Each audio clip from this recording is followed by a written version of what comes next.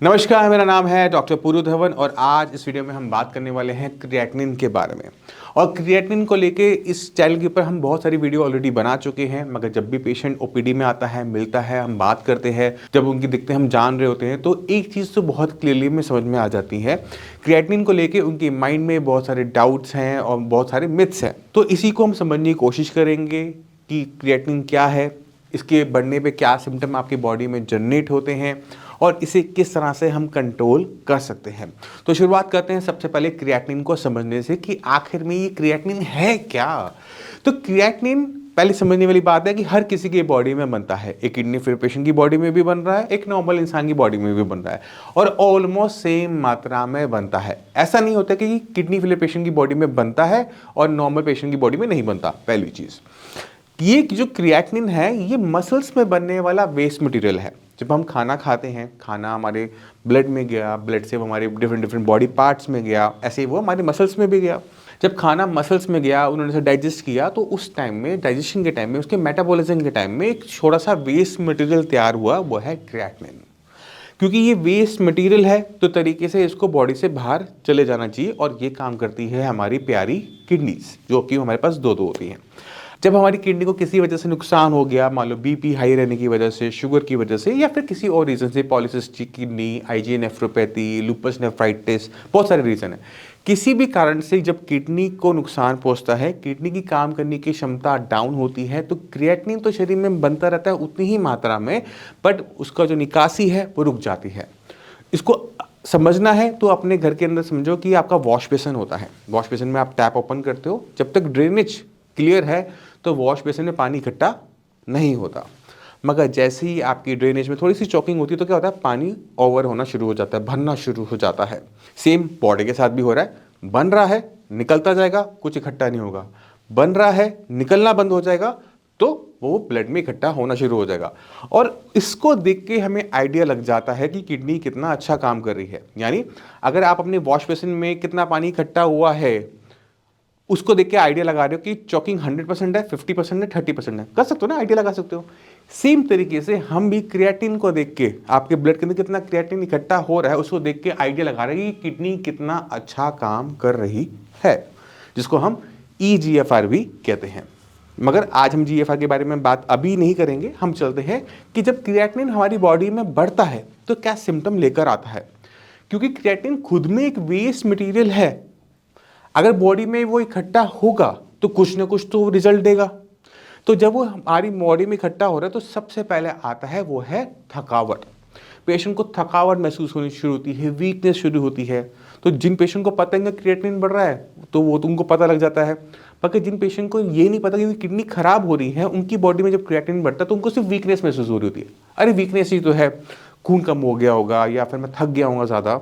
तो ऐसे पेशेंट क्या करते हैं, वो मल्टीविटामिन खाते रहते हैं। वो मल्टीविटामिन फेल होती रहती है, थोड़ा सा आराम देती है बट वो फेल हो जाती है बार बार। पेशेंट अपनी वीकनेस से बाहर नहीं आ पा रहा होता। पहला सिम्टम वीकनेस। दूसरा, मसल्स में स्टिफनेस, एशन बढ़नी शुरू हो जाती है कि मसल एकदम टाइट टाइट सी रहनी शुरू करती है, बॉडी बहुत हैवी हैवी सी महसूस होनी शुरू होती है। तीसरा जो सिम्टम आपका आता है वो है स्किन पे रैशेस। जब हमारी बॉडी में क्रिएटिनिन बढ़ा, ब्लड में क्रिएटिनिन बढ़ा, ब्लड आपकी हर जगह पे जा रहा है, तो जिन लोगों की स्किन सेंसिटिव होती है वहाँ पर रैशेस बनने शुरू हो जाते हैं, उनको पता लगना शुरू हो जाता है, खुजली होनी शुरू हो जाती है। तो अगर ऐसी खुजली जो दवाइयों से ठीक ना हो रही हो सकता है कि वो आपकी किडनी के खराब होने की वजह से हो रही है। तो ये कुछ सिम्टम है, बहुत कॉमन से सिम्टम है। इन सिम्टम के अलावा क्रिएटिनिन आपकी बॉडी में कुछ खास बड़ा नहीं करता, सिर्फ यही लक्षण आपके पैदा करता है। मगर अगर क्रिएटिनिन के लेवल्स बहुत ज़्यादा बढ़ जाए, मान लो कि हो रहे हैं 15, 16, 17 का आपका क्रिएटिनिन पहुंच रहा है, तो एक दिक्कत और आती है, वो है आपकी जो हार्ट की जो मसल्स हैं, जो आपका दिल है जो हर सेकंड धड़कता है, उसके बंद होने के चांसेस बढ़ जाते हैं क्योंकि मसल्स बहुत थक चुकी होती हैं, है ना। जो उनको ब्लड जा रहा है वो गंदा जा रहा है, तो इस वजह से हार्ट फेल होने के चांसेस ज़्यादा बढ़ जाते हैं और इसी वजह से पेशेंट को डायलिसिस भी उस लेवल पर जाके करवाना पड़ता है। तो ये तो हो गए सिम्टम के बारे में कि जब क्रिएटिनिन बढ़ेगा तो आपकी बॉडी में क्या क्या सिम्टम नजर आएंगे। अब सवाल ये है कि इसको हम कंट्रोल कैसे करें। अब दोबारा से हम चलते हैं वॉश बेसिन के अंदर। अब अगर आपने वॉश बेसिन में जो इकट्ठा पानी है उसे कम करना है तो आपके पास कौन से दो रास्ते हैं, सोच कर देखो एक बार। दो तरीके से कर सकते हो, या तो ऊपर से टैप को बंद करोगे या ड्रेनेज को खोलोगे, राइट। यही दो तरीके हैं, इसके अलावा कोई और तरीका नहीं है। सेम बॉडी के साथ भी है। बॉडी में अगर हमें क्रिएटिनिन लेवल को कंट्रोल करना है तो हम या तो उसकी प्रोडक्शन कंट्रोल कर सकते हैं या फिर उसका एक्सक्रीशन कंट्रोल करना पड़ेगा, ये दो रास्ते हैं। तो जब भी कोई किडनी फेलियर का पेशेंट होता है तो हमें दोनों ही मेथड पे एक साथ काम करना पड़ता है। पहले हमें कंट्रोल करना पड़ेगा प्रोडक्शन की, एक्स्ट्रा प्रोडक्शन ना हो, क्योंकि मेरे पास तो ऑलरेडी बहुत सारा है। अगर मान लो प्रोडक्शन बढ़ जाएगी तो क्या होगा, लेवल और तेजी से बढ़ जाएंगे। तो हम क्या करेंगे, सबसे पहले हम अपने खाने पीने को बदलेंगे। खाने पीने के अंदर वो आइटम को हम कम कर देंगे या बंद कर देंगे जो क्रिएटिनिन को ज़्यादा बनाती हैं। जैसे अगर एक किडनी फेलियर का पेशेंट दूध ज़्यादा लेता है या एग ज़्यादा लेता है या नॉनवेज खा रहा है, मटन खा रहा है, तो उसकी बॉडी में क्रिएटिनिन की प्रोडक्शन बहुत ज़्यादा मात्रा में बढ़ जाती है, क्योंकि प्रोटीन का ही बाय प्रोडक्ट है क्रिएटिनिन। तो जितना प्रोटीन खाओगे उतना ही क्रिएटिनिन आपकी बॉडी में प्रोड्यूस होगा और उतना ही वो एक्यूमुलेट होगा। तो हमें क्या करना है, प्रोटीन फ्री डाइट पे जाना है या फिर लाइट प्रोटीन डाइट पे हमें जाना होता है। दोनों में से एक डाइट को हमें चूज करना होता है। प्रोटीन फ्री में क्या करेंगे, सब कुछ बंद कर देंगे, और लाइट प्रोटीन डाइट के अंदर हम वेजिटेरियन प्रोटीन तो लेंगे बट नॉन वेजिटेरियन प्रोटीन नहीं लेते। इससे होता ही है कि बॉडी में जो क्रिएटिनिन की फॉर्मेशन है वो एक्स्ट्रा नहीं होती, बट जो हम डेली कुछ ना कुछ खा रहे हैं, रोटी खा रहे हैं, चावल खा रहे हैं, उससे थोड़ी बहुत प्रोडक्शन तो होगी ही होगी, बट एक्स्ट्रा प्रोडक्शन नहीं होगी। ठीक है, अब खाने से हमने थोड़ा सा कंट्रोल किया, अब हम इसको किडनी के रास्ते भी कंट्रोल कर सकते हैं। अब किडनी अपने आप कभी खराब नहीं हुई थी, कोई ना कोई कारण था, वो बीपी हो सकता है, वो शुगर हो सकता है, वो लूपस है, वो जो भी रीज़न है। अब अगर हम उस रीज़न पे काम करते हैं और किडनी को और ख़राब नहीं होने देते तो क्या होता है कि क्रिएटिनिन लेवल स्टेबल हो जाते हैं। अब जब एक बार वो स्टेबल हो गए तो आप वहाँ से रिवर्सल कुछ हद तक एक्सपेक्ट कर सकते हो। तो हम क्या करेंगे, हम बीपी, शुगर और इन सारे रीजंस को आइडेंटिफाई करेंगे कि आपकी किडनी को किस वजह से नुकसान पहुंच रहा है। सपोज करो वो बीपी से हो रहा है, आप मेडिसिन खा रहे हो फिर भी आपका बीपी बढ़ा रहता है, या फिर वो रात को बढ़ जाता है। तो अगर आपका बीपी रात को भी बढ़ रहा है, 2-4 घंटे के लिए भी बढ़ रहा है, तो आपकी किडनी को वो डेली बेसिस पे नुकसान पहुंचा रहा है। जब जब वो नुकसान पहुंचाएगा, आपकी मेडिसिन खाते हुए भी आपके लेवल्स बढ़ते चले जाएंगे। ये किसी भी पेशेंट के साथ होगा। ठीक है, तो आपको पहले काम ये करना है कि अपने बीपी शुगर को कंट्रोल करने के लिए सारी ताकतें लगा देनी है।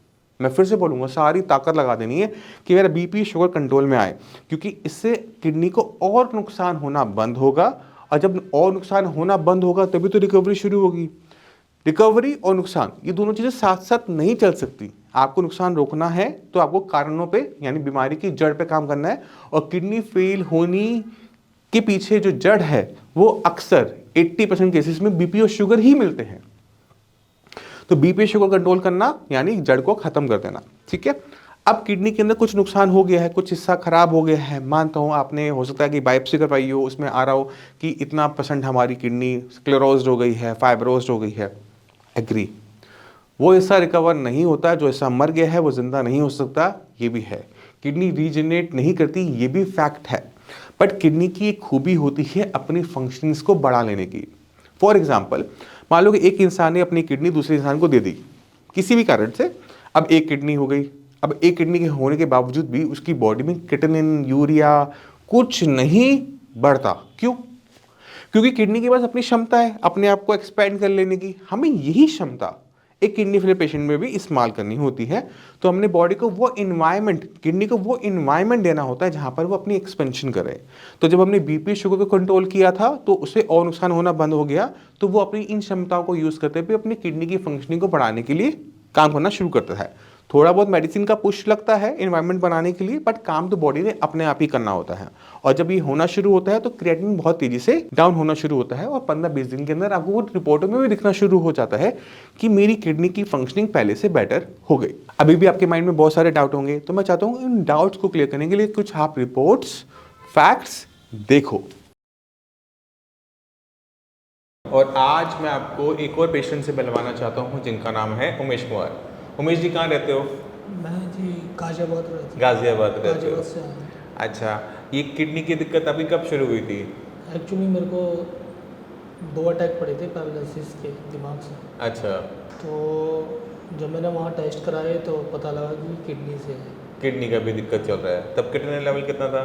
तब किडनी लेवल था 13, फिर दोबारा जब टेस्ट कराया था उसका हुआ 15। 15। तो जब आपको ये पैरालिसिस के छोटे छोटे अटैक हुए थे, जी ये कब हुए थे? जब लेवल 15 था? हाँ उस टाइम 13 था। 13 था।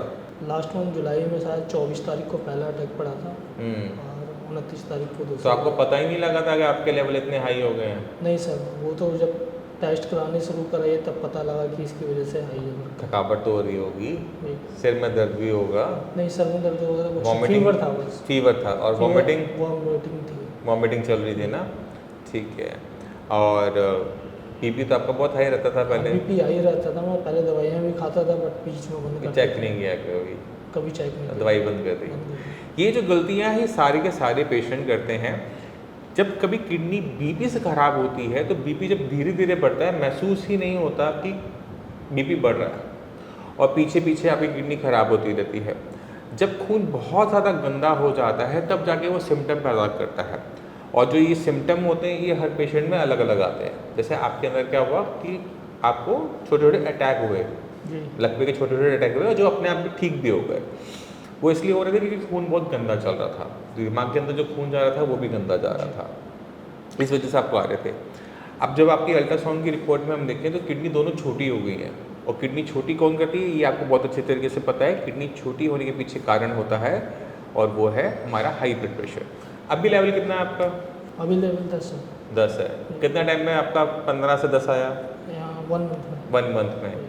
तब डॉक्टर्स ने क्या बोला था क्या करवाना है? डॉक्टर दीप्ति ने ट्रीटमेंट किया था, फीवर वगैरह था तो उन्होंने किसी दूसरे डॉक्टर को दिया था गाजियाबाद में ट्रीटमेंट। हाँ, राजनगर में मेरा इलाज चल रहा था। उन्होंने तो डायलिसिस वगैरह के लिए बोल दिया था बट मेरे साले की आपसे शायद बात हुई थी। अच्छा। तो उन्होंने बताया था कि आप से बात करने के बाद बोला था 15 दिन का टाइम दो। 15 दिन में ही फ़र्क को नज़र आ गया। हाँ। बट रिपोर्ट मैंने अभी कराई है। जब लेवल बहुत ज़्यादा होता है तो कभी भी बहुत लंबा ट्रीटमेंट नहीं दिया जाता, छोटे 15 दिन का ट्रीटमेंट दिया जाता है। अगर पेशेंट में आराम आ रहा होता है तो पेशेंट को डायलिसिस करवाने की ज़रूरत नहीं पड़ती। बट अगर लेवल आपका बढ़ता चला जाए तो हमें फिर पेशेंट को भी डायलिसिस बोलना पड़ता है।